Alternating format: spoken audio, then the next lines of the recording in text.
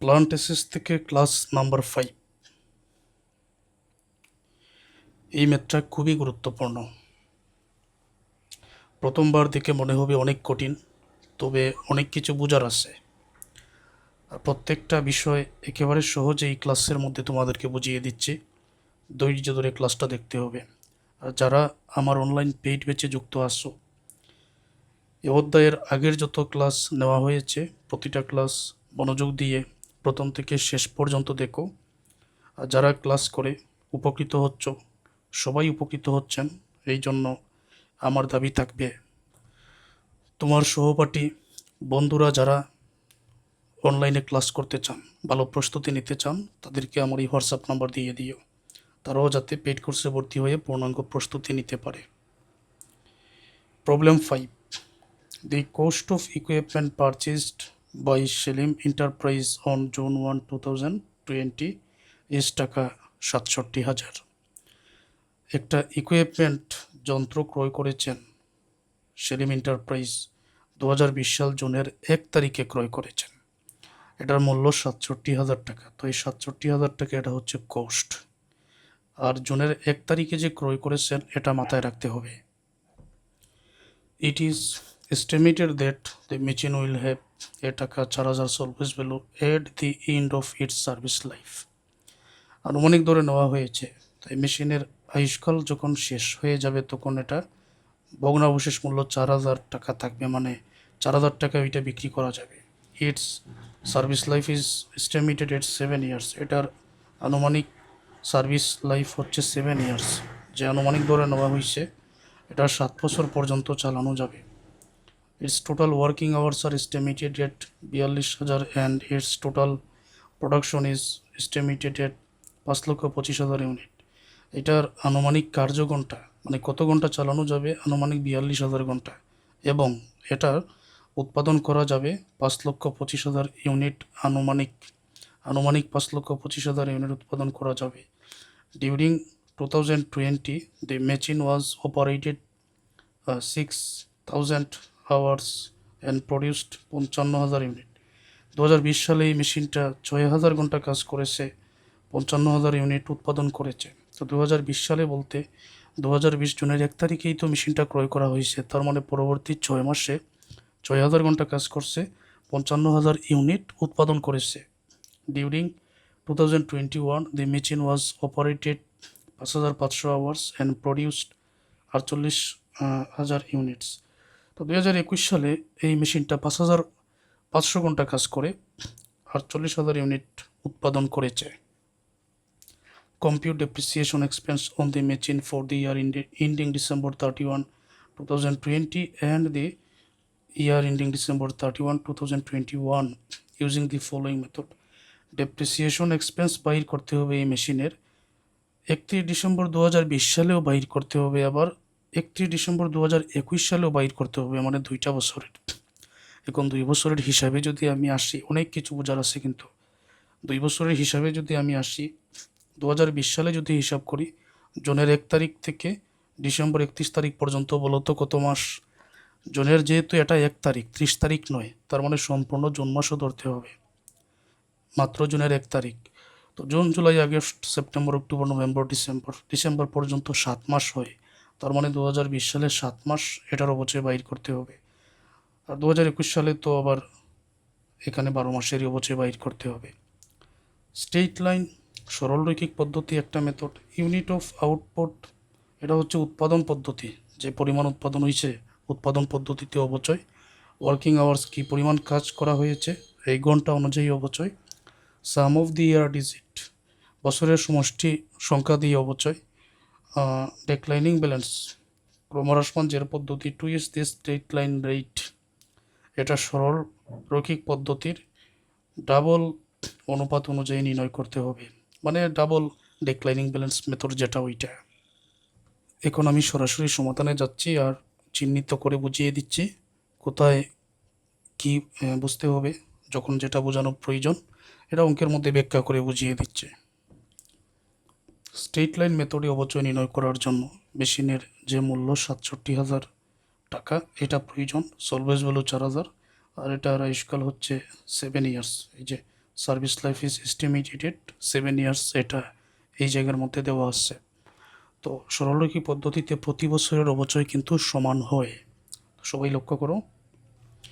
Straight line মেথডে যদি আমি প্রথমে অবচয়টা নির্ণয় করি, সেই ক্ষেত্রে অবচয়ের সূত্র তো এটা তো সবাই জানো। কোস্টটা বসাও 67,000। সলভেজ ভ্যালু হচ্ছে 4,000। লাইফ হচ্ছে 7 ইয়ার্স। 67,000 থেকে 4,000 বিক করলে এখানে তারপর 7 দ্বারা ভাগ করো, টাকা 9,000 আসবে। এখন এই যে 9,000 অবচয় বাহির হলো, প্রতি বছরে অবচয় আমরা জানি সমান হয়। এই যে 9,000 টাকা অবচয় বাহির হলো, এটা কিন্তু 1 বছরের অবচয়। এখন 2020 সালে যা 21 সালেও তা, কিন্তু আমরা জানি যে এই মেশিনটা ক্রয় করা হয়েছে জুনের 1 তারিখে। তো জুনের 1 তারিখে ক্রয় করা হয়েছে, জুনের আগের মাসের হিসাব আমাদের করার কি প্রয়োজন আছে? প্রয়োজন নাই। তো আমি জুনের 1 তারিখ থেকে ডিসেম্বর 31 পর্যন্ত যেটা বলা হয়েছে 7 মাস আছে, 7 মাসেরটা বাইর করে নেই। যে 9,000 পাইছে এখানে, যে ডেপ্রিসিয়েশন এক্সপেন্স 2020, যে 9,000 পেয়েছে এটা 1 বছরের মানে 12 মাসের। তো যদি আমি এটাকে 12 দিয়ে ভাগ করি, 12 এখানে মানে 9,000 তো উপরের সংখ্যা, 12 নিচের সংখ্যা, 12 দিয়ে ভাগ করলে পাবো 1 মাসের। এখন যদি আমি 7 দ্বারা গুণ করি তাহলে 7 মাসের অবচয় চলে আসে, তার মানে 2020 সালের চলে আসে। ক্লিয়ার? উত্তরে হবে 5,250 টাকা, এটার অবচয়। এখন ডেপ্রিসিয়েশন এক্সপেন্স 2021 সালে প্রতি বছর যেহেতু সমান অবচয় হয়, তাহলে যে 9,000 আছে ওই 9,000ই অবচয় থাকবে, এখানে কোনো কাজ করতে হবে না। Clear? Unit of output method, এটার সূত্রটা দেখে নাও। ইউনিট অফ আউটপুট মেথড, প্রথমে তো ডেপ্রিসিয়েশন পার ইউনিট, প্রতি ইউনিটে কী পরিমাণ অবচয় সেটা বাইর করতে হবে। তো মেশিনের মূল্য থেকে সলভেজ ভ্যালু বিয়োগ করব, টোটাল প্রোডাকশন ইউনিট কী পরিমাণ উৎপাদন হয়েছে সেটা দ্বারা ভাগ করলে প্রতি ইউনিটের অবচয় চলে আসে। 2020-21 সাল তারপরে বোঝাচ্ছি। এখন যে তথ্য আমাদের জানা প্রয়োজন, যে প্রোডাকশন হয়েছে আনুমানিক 5,25,000, মেশিনের মূল্য 67,000, এটা যাতে আর বলতে না হয় এটা সবাই মনে রেখো। সলভেজ ভ্যালু 4,000, এটা মনে রেখো। তো আনুমানিক টোটাল উৎপাদন হবে 5,25,000 ইউনিট, কিন্তু এই জায়গায় আছে যে টোটাল ওয়ার্কিং আওয়ার কোথায়, এই যে 2020 সালে 6,000 ঘন্টা কাজ করে উৎপাদন হয়েছে কিন্তু 55,000 ইউনিট, আমার উৎপাদনটা প্রয়োজন। 2021 সালে 5,500 ঘন্টা কাজ করে উৎপাদন হয়েছে 48,000 ইউনিট, তাহলে 55,000 ইউনিট 2020 সালে, আর 21 সালে 48,000 ইউনিট। এই দুইটা কথা মনে রাখলেই যথেষ্ট। তথ্যগুলো আমি এখানে বসাই। কোস্ট হচ্ছে 67,000, salvage value 4,000, total production unit 5,25,000। তো 67,000 থেকে 4,000 বিক করে 63,000 5,25,000 দ্বারা ভাগ করে টাকা এখানে আসবে 0.12, এটা পাবেন, মানে প্রতি ইউনিটে অবচয় হচ্ছে এটা। আমরা দেখেছি কিছুক্ষণ আগে, আবারও দেখাই, যে 2020 সালে 55,000 ইউনিট, 2021 সালে 48,000 ইউনিট উৎপাদন হয়েছে। তো বিষয়টা ক্লিয়ার হয়ে আসলো। 2020 সালে 55,000 ইউনিট, ওকে, এক ইউনিটে কত? 0.12, তাহলে 55,000 ইউনিটে অবচয় কত?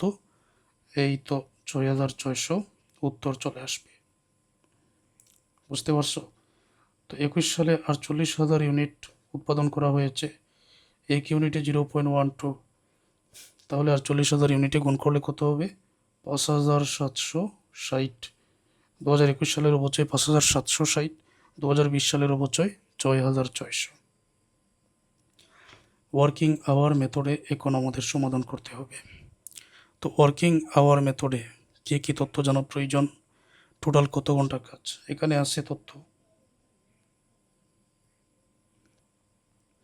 It's total working hours R estimated 42,000 total working hours. Okay, তো এটা দ্বারা ভাগ করে প্রতি ইউনিটে আমরা, প্রতি ঘন্টায় বা ইউনিটে আমরা বাইর করে নিব কি পরিমাণ অবচয়। তারপর 2020 সালে আমরা দেখতে পাচ্ছি 6,000 ঘন্টা কাজ হয়, প্রতি ঘন্টায় বাইর করব। 6000 ঘন্টায় কাজ হয়।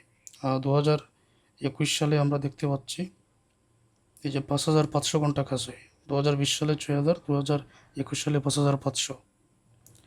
তো ডেপ্রিসিয়েশন পার আওয়ার এখানে আমরা লিখে দিতে পারি। সবসময় মেশিনের যে মূল্য আছে, মূল্য 67,000 থেকে সলভেজ ভ্যালু 4000 বিক করা হলো। টোটাল ওয়ার্কিং আওয়ার্স 42,000 ঘন্টা আছে। তো প্রতি ঘন্টায় কী পরিমাণ হবে? 1.5, এটা 1 ঘন্টায়। এখন 2020 সালে কাজ হয়েছে কত ঘন্টা? 6000 ঘন্টা। তাহলে 1 ঘন্টায় যদি 1 টাকা 5 পয়সা হয়, 6000 ঘন্টায় কত টাকা অপচয়? 9000। 1 ঘন্টায় অপচয় যদি 1.5 হয়, তাহলে 2021 সালে কাজ হয়েছে 5500 ঘন্টা। 5500 1.5, তো উত্তরে হবে 8250। তো ওয়ার্কিং আওয়ার মেথডে আমরা অবচয়টা নির্ণয় করলাম। এখন সাম অফ ইয়ার ডিজিট মেথডে অবচয়টা নির্ণয় করতে হবে। সাম অফ ইয়ার ডিজিট মেথডে আমরা দেখেছি যে মূল্য থেকে রেসিডুয়াল ভ্যালু অথবা সলভেজ ভ্যালু বিক করা হয় প্রথমে। তো এটা আমরা আগে বিক করে দিব, তারপর ইয়ারলি ডিজিট আর টোটাল ডিজিট এটা আগের মতোই কাজটা করব। আগে আমরা ডেপ্রিসিয়েবল ভ্যালু ওইটা বাইর করে নেই, মানে ভগ্নাবশেষ মূল্য বিক করে, কোস্ট থেকে ভগ্নাবশেষ মূল্য বিক করলে ডেপ্রিসিয়েবল ভ্যালুটা পাওয়া যায়। তো প্রথম কাজটা হচ্ছে আমাদের এখানে সাম অফ ইয়ার বাইর করা। অঙ্কের মধ্যে কত বছরের উল্লেখ আছে বলো তো? অঙ্কের মধ্যে উল্লেখ আছে 7 বছরের। এই যে 7 ইয়ার্স, এখানে 7 ইয়ার্স আছে, 7 বছর। তো সাম অফ ইয়ার ডিজিট মেথডে একেবারে 7 থেকে 1 পর্যন্ত যাও যোগ করে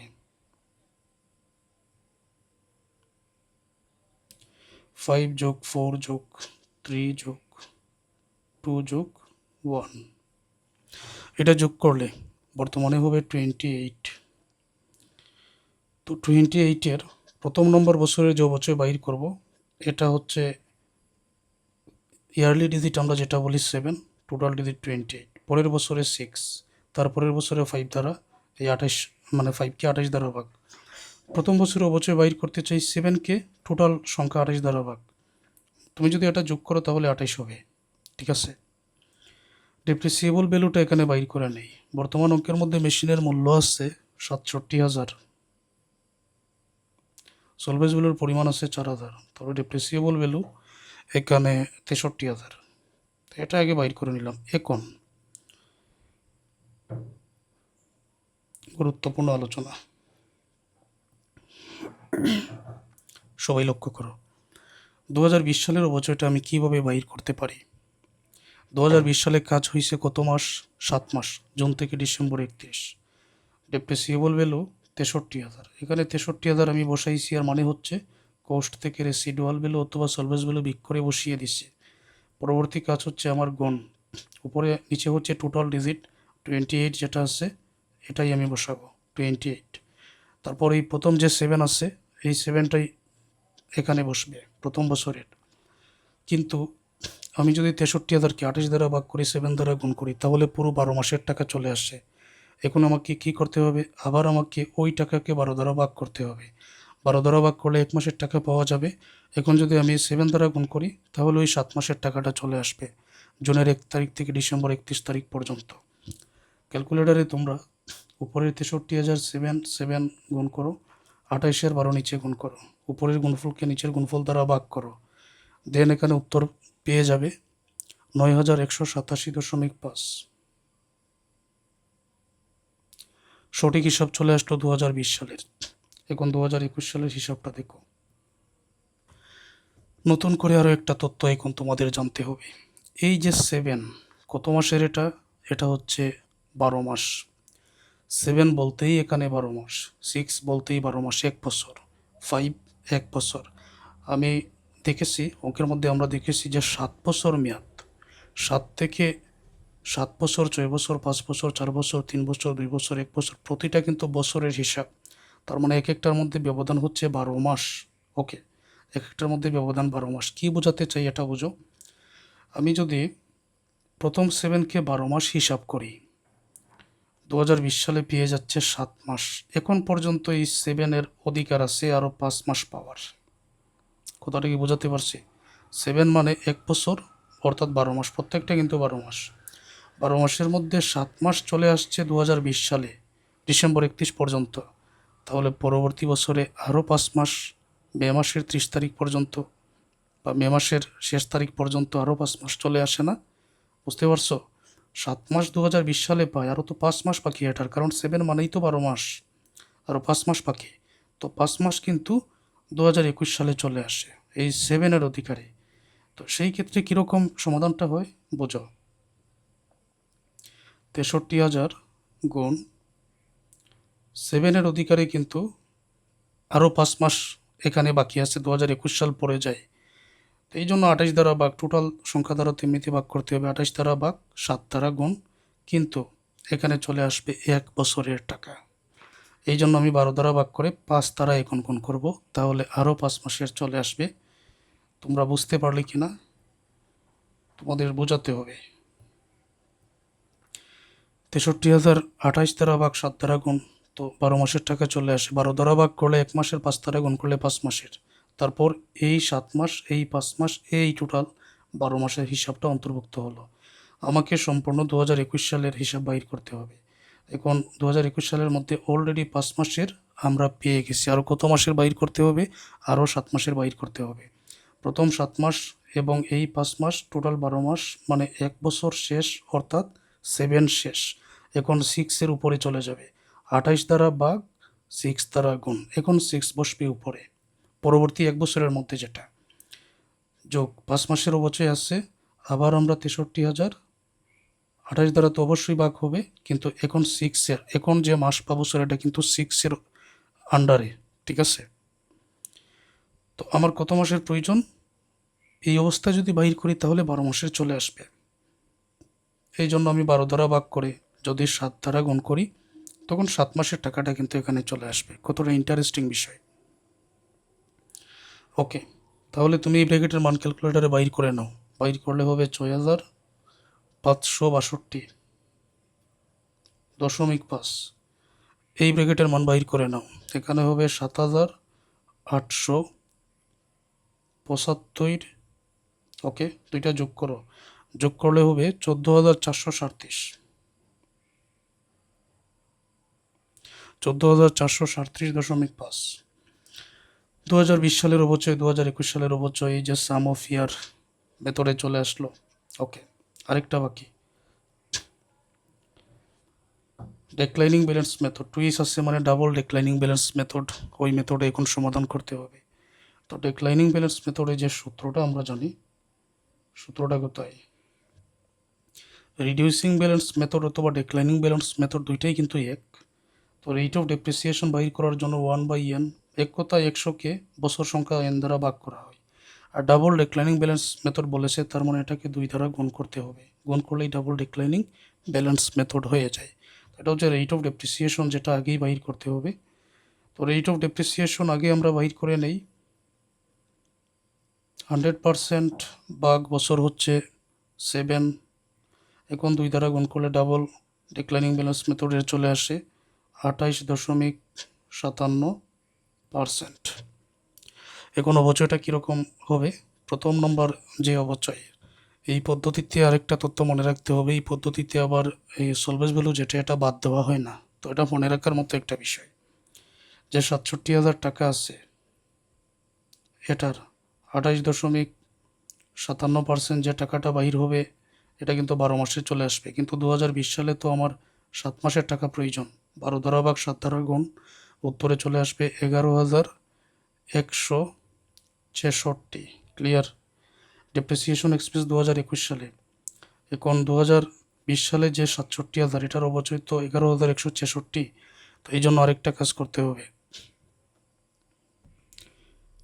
টোটাল 67,000 টাকা থেকে অলরেডি যে অবচয়ের টাকা হয়ে গেছে 11,166 বিয়োগ করে, তার উপরে যদি 28.57% হারে অবচয় বাইর করো, তাহলে পুরো 12 মাসের চলে আসে।